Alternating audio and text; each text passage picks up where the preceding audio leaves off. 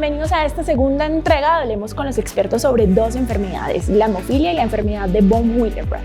Aquí encontrarán todo lo que deben saber para el cuidado de tu salud. Así que empecemos.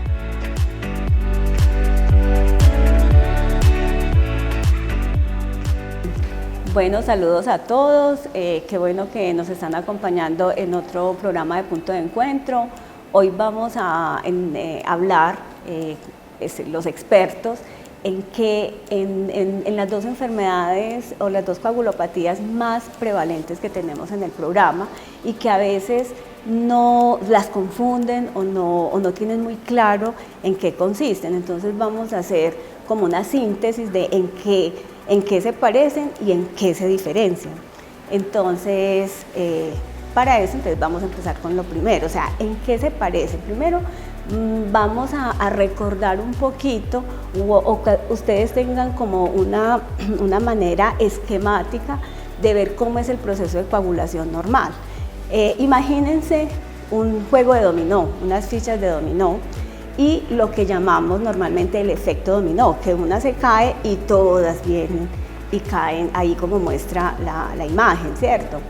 ¿Qué pasa? Eso hace que entonces en una herida apenas todas las fichas caen, que sería el equivalente a los factores de coagulación o a las proteínas de coagulación. Entonces la herida, digamos, se logra detener la hemorragia. ¿Qué pasa cuando hay hemofilia? Entonces ahí lo que va a pasar es que falta una de esas fichitas. Miren ustedes que ahí puede faltar o el factor de von Willebrand o el factor 8 o el factor 9 o incluso cualquier otro factor. Entonces ahí ese efecto dominó se ve, digamos, detenido y entonces no hay un sello de esa herida y la hemorragia entonces no se detiene. Puede que eso no ocurra de manera, pues como que no va a parar la hemorragia, porque la hemorragia de alguna manera sí para, pero es una hemorragia que se va a tardar más. Y entonces, ¿qué es lo que hacemos nosotros o lo que hacen los tratamientos? Es uno pasar de lo que es, digamos, un proceso lento, que yo se los quiero esquematizar como una tortuga. Entonces, una tortuga, mientras llega a hacer ese proceso de control de la hemorragia, pues imagínense cuánto se demora. Entonces, nosotros con los tratamientos hemostáticos, llámese factor, llámese ácido tranexámico o incluso el hielo o todas esas medidas que hacemos para controlar los sangrados, lo que hacemos es ponerle motor a esa tortuga, o sea, que esa tortuga empiece a coger velocidad y se pueda llevar a cabo el sistema, el control del sangrado, ¿sí? Entonces, esa es la gran similitud que tienen estas dos enfermedades que son, como ya lo escucharon, congénitas, hereditarias. Pero lo otro, y que quiero que les quede muy claro, otra similitud es que en todas estas coagulopatías, enfermedad de von Willebrand, hemofilia y otras, el autocuidado es fundamental para todos ustedes. ¿Y qué es autocuidado? En varios programas, casi que desde que empezamos este punto de encuentro, hemos hablado de autocuidado. Y el autocuidado es todo, el autocuidado es hacer actividad física, la que nos recomiendan la fisioterapeuta, porque es una actividad física que dependiendo de las condiciones de cada uno de ustedes, se va a hacer de una intensidad y de una frecuencia definida. ¿Qué es autocuidado? Es también hacer un reporte de todos los sangrados a tiempo. No es uno esperar a que cuando me toque la cita, no, es reportar cualquier tipo de sangrado. Es cumplir con todas las citas, es aplicarse los medicamentos de la manera como nosotros les indicamos. Entonces, acá está resumido todo lo que es autocuidado y eso es común a todas las coagulopatías.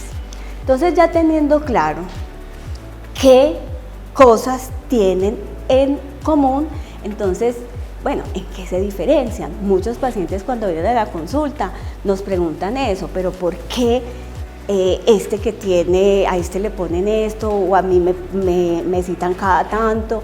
Entonces es que hay unas diferencias y eso hace que tengamos una atención también diferenciada para todos ustedes.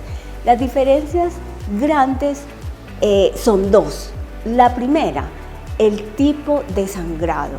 Entonces, resulta que la hemofilia tiene un sangrado que yo siempre les digo, es un sangrado músculo-esquelético, es un sangrado de articulaciones y de músculos, pero lo más importante que ustedes se graben, sangrado de las articulaciones, las hemartrosis. ¿Por qué es importante que esto se lo graben? Porque esas hemartrosis nos van a llevar a unas artropatías. Entonces, lo más grave que pasa en las hemofilias es esa artropatía, porque en la medida en que se tenga artropatía, pues se va a tener una, digamos, discapacidad, o sea, ustedes ya no van a poder hacer algunas actividades que pudiera hacer una persona sin hemofilia. Entonces, digamos que si a uno le dicen ¿cuál es el tipo de sangrado en hemofilia? Es eso, las articulaciones, las hemartrosis. En cambio, en enfermedad de von Willebrand, la mayoría lo que tienen es sangrado de mucosas. ¿Y qué son las mucosas? Pues la nariz, o sea, sangrados por la nariz, sangrados por las encías, sangrados también por la piel, y un sangrado muy importante es el sangrado ginecológico en las mujeres. Ese sangrado ginecológico que muchas mujeres minimizan porque no saben qué tan grave es, y a veces en todas las familias tienen siempre sangrados abundantes. Entonces para las mujeres eso se va volviendo como paisaje, y resulta que a veces le afecta su vida laboral, le afecta su vida social. Entonces es importante tener esa claridad que se pueden tratar, porque esos son los sangrados que más se presentan, ¿sí? Y pueden ocasionar anemias. Entonces, ese es como la primera gran diferencia. La segunda diferencia, entonces, va muy relacionada como a esa primera, y es entonces el tratamiento, porque nosotros el tratamiento lo podemos hacer o de una manera preventiva, o sea, cuando los pacientes sabemos que van a sangrar y queremos evitar que sangren, entonces les ponemos un tratamiento profiláctico. Eso generalmente lo hacemos en las personas con hemofilia, sobre todo con hemofilia severa. Entonces ahí ustedes se van a dar cuenta que se les pone el factor 2, 3 veces a la semana, y es con el fin de evitar precisamente esos sangrados articulares, esa artropatía. En cambio, en las personas que tienen enfermedad de von Willebrand, pues como los sangrados no son tan frecuentes, generalmente no son espontáneos, entonces el sangrado lo hacemos lo que llamamos a demanda. ¿Y qué quiere decir a demanda?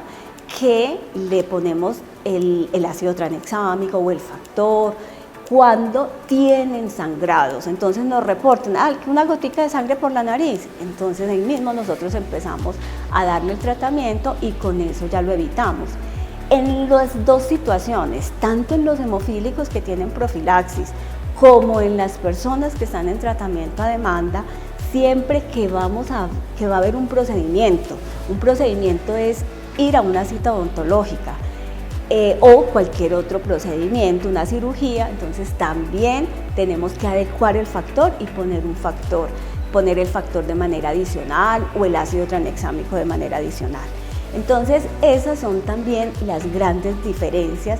Yo creo que ahí pudiéramos resumir las grandes diferencias entre estas dos enfermedades tan prevalentes en nuestra corte, y obviamente de ahí se deriva todas las acciones que nosotros hacemos, desde que hay pacientes que tienen más frecuencias de atención hasta unos que uno ve 2 veces al año, 3 veces al año. Bueno, muchísimas gracias por la atención. Pásenle esto a las personas que conozcan y que necesiten saber de estas enfermedades, y nos vemos en un próximo programa.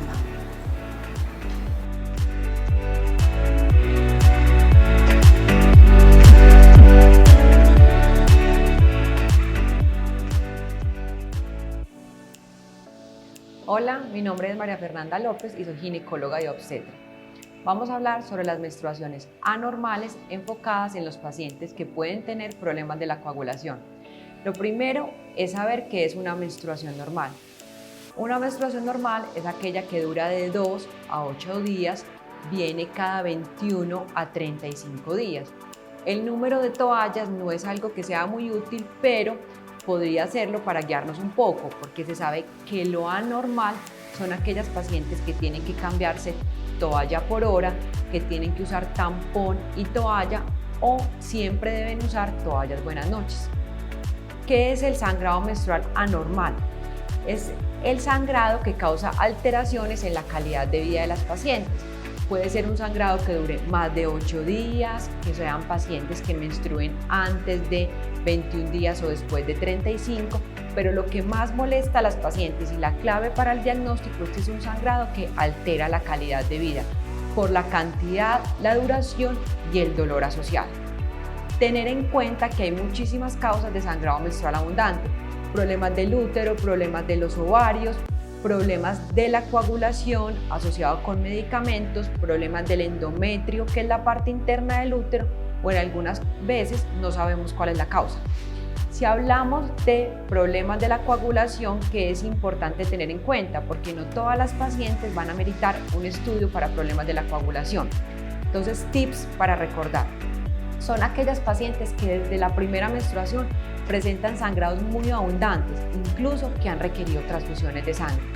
Pacientes cuyos familiares, mamá, hermana, tías, primas, han presentado sangrados menstruales abundantes y tienen ya diagnóstico de alguna enfermedad de la coagulación establecida.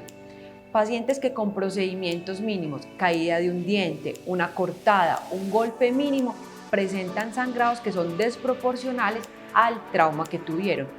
Pacientes con sangrados después de procedimientos quirúrgicos, y en la mujer lo sospechamos muchísimo, sobre todo cuando presentan sangrados muy importantes que amenazaron su vida después de los partos. Estos son algunos tips para tener en cuenta de menstruaciones anormales y cuándo podemos relacionarlas y estudiarlas porque están relacionadas con problemas de la coagulación. Vamos a ver entonces qué es la protección articular. La protección articular quiere decir que cuando usted sufre una de estas condiciones de salud, debe proteger sus cartílagos, sus articulaciones, para que no se sigan dañando. Y eso implica básicamente buenas posturas corporales y evitar sobrecargas físicas que generen más daño articular. Y esto va muy de la mano con la severidad de la enfermedad que tenga y con las recomendaciones que le dé su médico de manera individual. Y el ahorro de energía quiere decir que, dependiendo de sus limitaciones, usted planifique y simplifique sus actividades para que pueda desarrollarlas de una manera más segura y efectiva, sin tanta fatiga. Obviamente esto también depende de la gravedad de su condición de salud y aplica mucho lo que su médico le explique de manera individual.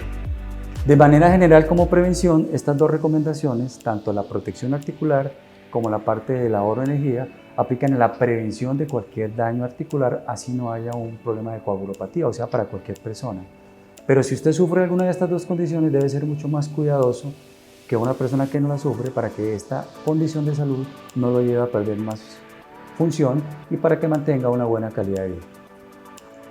Muy bien, y el grupo musculoesquelético de la Ruta Integral de Hemofilia de la IPS Medicis desarrolló para ustedes este manual, este instructivo, en el cual da unas indicaciones generales de lo que hablamos con respecto a la protección articular y del ahorro energético. Entonces están los cuidados del tren inferior, es decir, de las piernas, caer hacia abajo, y el tren superior, con respecto a cómo realizar actividades, cómo levantar un peso, cómo usar escalas, cómo gestionar el dolor, cómo usar, en caso que usted conduzca el automóvil, cómo cargar objetos y cuidados de la mano. Siempre que venga a consulta, pídale por favor a cualquier integrante del grupo musculoesquelético que le entregue este formatico, y cualquier duda en ese momento se las podemos responder ya de manera más individual. Y esto ha sido todo por hoy. Espero que este haya sido un espacio enriquecedor de aprendizaje por el cuidado de tu salud. Nos vemos en una próxima edición de Punto de Encuentro. Chao, chao.